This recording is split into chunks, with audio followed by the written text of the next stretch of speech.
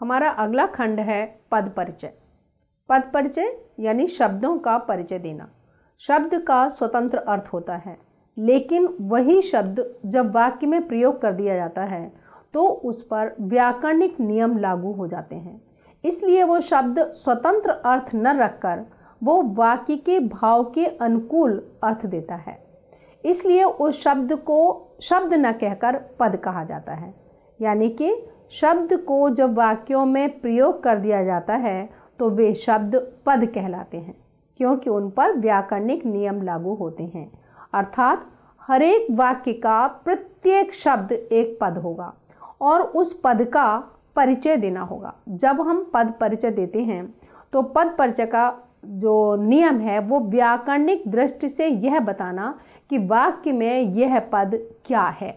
यानी जो शब्द भेद हैं पहले हमें वो बताने हैं कि इसका शब्द भेद कौन सा है और शब्द भेद का प्रतिभेद क्या है। यानी उस भेद में जैसे कोई संज्ञा शब्द है, जैसे राम विद्यालय जाता है, अगर हमने राम को लिया तो हम सिर्फ राम के आगे संज्ञा नहीं लिखेंगे, हम बताएंगे कि ये व्यक्तिवाचक संज्ञा है।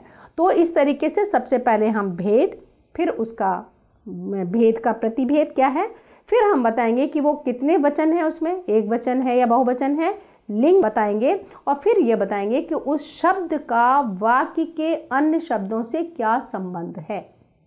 यानी वो कर्ता है कि क्रिया है कि कर्म है या वो पूरक है, किस जगह उसका प्रयोग हुआ है, ये बताना होगा। तो ध्यान रखिए कि पद परिचय देते समय संज्ञा शब्दों या सर्वनाम शब्दों का जब भी परिचय दिया जाएगा तो हम सबसे पहले बताएंगे कि ये कौन सा संज्ञा है, कौन सा भेद है संज्ञा का, और फिर बताएंगे कि लिंग कौन सा है, वचन कौन सा है और उसका कारक क्या है, या कर्मवाच्य है या वो कर्तृवाच्य है, ये उसमें हमें बताना होगा। बहुत ही सरल है। कोई भी हम उदाहरण ले लेते हैं। जैसे हम कहें बच्चे मैदान में खेलते हैं।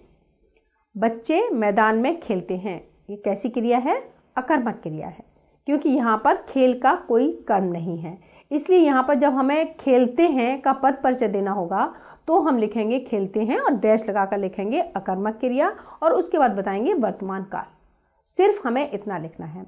ऐसे ही मान लीजिए कोई और उदाहरण ले लें कि नचिकेता ने ब्रह्मा से प्रश्न पूछा। तो अब यहाँ पर हम देख रहे हैं प्रश्न पूछा, तो हमें पता है कि कर्म भी है, तो यहाँ पर सकर्मक क्रिया है। और ये क्या बता रहे हैं? पूछा, पास्ट टेंस की बात कर रहे हैं, यानी कि हम सिर्फ लिखेंगे सकर्मक क्रिया और भूतकाल। तो इतना हम अगर लिख देते हैं, क्रिया का भेद बता देते हैं, तो वहां पर क्रिया का जो पद परिचय है वो पूर्ण हो जाता है। लेकिन आप जानते हो कि क्रिया के भेद में सिर्फ अकर्मक या सकर्मक क्रियाएं ही नहीं हैं, उनके अतिरिक्त भी कर्म के आधार पर और क्रियाएं हैं। जैसे मान लीजिए मैं कहूँ कि मेरे स्टेशन पहुँचने से पूर्व गाड़ी आ चुकी थी, तो ये किस तरीके की क्रिया का भेद होगा? ये हम यहाँ पर बताएंगे कि ये पूर्वकालिक क्रिया है। पूर्वकालिक क्रिया लिखेंगे और फिर ये काम हो चुका है तो हम क्या लिखेंगे कि ये भूतकाल की बात है। तो सिर्फ भूतकाल लिखेंगे और पूर्वकालिक क्रिया, यानी क्रिया का भेद आपने लिखना होगा। सकर्मक और अकर्मक के अतिरिक्त अगर जो कोई भी भेद है तो वो भी हमें बताना होगा। तो इस तरीके से क्रिया का पद परिचय देते समय अगर वो सकर्मक और अकर्मक में से कोई क्रिया है तो उसका भेद लिखेंगे, और अगर कर्म के आधार पर वो किसी और क्रिया को अभिव्यक्त कर रहे हैं तो कर्म के आधार पर जो भी क्रिया है उसको हम नाम लिखेंगे और उसके साथ में काल लिखेंगे। सिर्फ 2 शब्द लिखने से ही आपका क्रिया का पद परिचय पूर्ण हो जाएगा।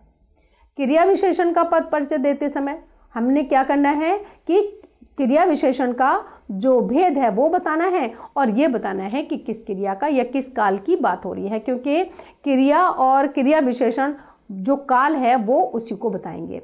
या हम जो कोई क्रिया स्पष्ट पता लगे तो हम वहाँ पर अगर 2 क्रियाएं हैं तो हम ये बता सकते हैं कि किस क्रिया की विशेषता बता रहा है। एक उदाहरण ले लेते हैं कि नचिकेता ने बार बार प्रश्न पूछा। बार बार प्रश्न पूछा। अब आप देख रहे हो कि बार बार जो शब्द का प्रयोग किया ये क्या है? क्रिया की विशेषता बता रहा है, पूछने की विशेषता बता रहा है। कितनी बार पूछा? बार बार पूछा। तो ये क्या हो गया? कालवाचक क्रिया विशेषण हो गया।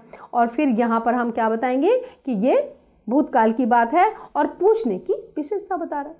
हमें सिर्फ इतनी सी बात लिखनी होगी क्रिया विशेषण के। वहां पर हमें यह ध्यान रखना है कि ये क्रिया का कौन सा भेद है, ये क्रिया का नहीं, क्रिया विशेषण का कौन सा भेद है।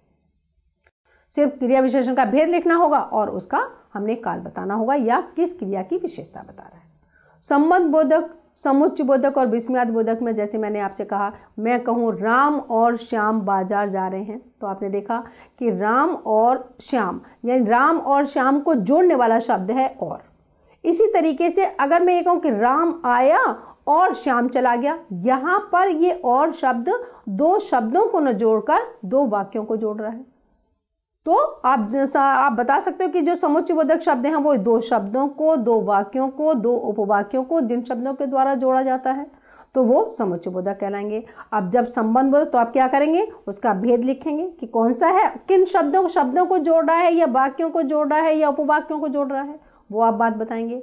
और यदि संबंध बोधक शब्द हैं, जैसे राम के रथ पर सीता जी बैठकर आई या कुबेर के रथ पर बैठे, जो शब्द हैं तो जो संबंध बता रहे हैं, किसके रथ पर बैठे, राम के रथ पर या कुबेर के रथ पर, जो हमने बात की, तो उसमें यहाँ पर संबंध बताया जा रहा है कि किसके साथ, रथ का किसके साथ संबंध है, राम के साथ है या कुबेर के साथ है, तो जो संबंध है उसको बताना है। मैं आपसे कहूँ कि मेरा घर चर्च के पीछे है, तो चर्च के पीछे है, तो जो के पीछे किसके पीछे है, चर्च के पीछे है, तो वहां पर मेरे घर और चर्च के बीच में जो संबंध है वो बताया जा रहा है, तो इसलिए वहां पर वो संबंध कारक होगा।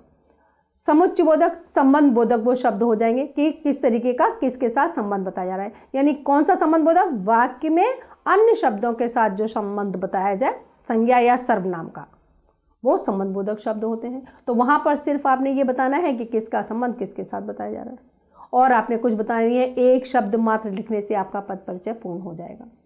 तो इस तरीके से, और अगर विस्मयादि बोधक है तो विस्मयादि बोधक में आप सिर्फ भाव की अभिव्यक्ति बता सकते हैं, उसका भेद बता दें, भाव की अभिव्यक्ति बता दें कि कौन सा भाव अभिव्यक्त हो रहा है इन शब्दों से, तो वो इतना जो परिचय है वो पूर्ण होगा। क्योंकि इनमें आपको जो संबंध बोधक, समुच्चय बोधक और विस्मयादि बोधक शब्द हैं, इनमें आपको भेद और उनका संबंध लिखने से या उनका भाव बताने से ही उनका पद परिचय पूर्ण हो जाता है।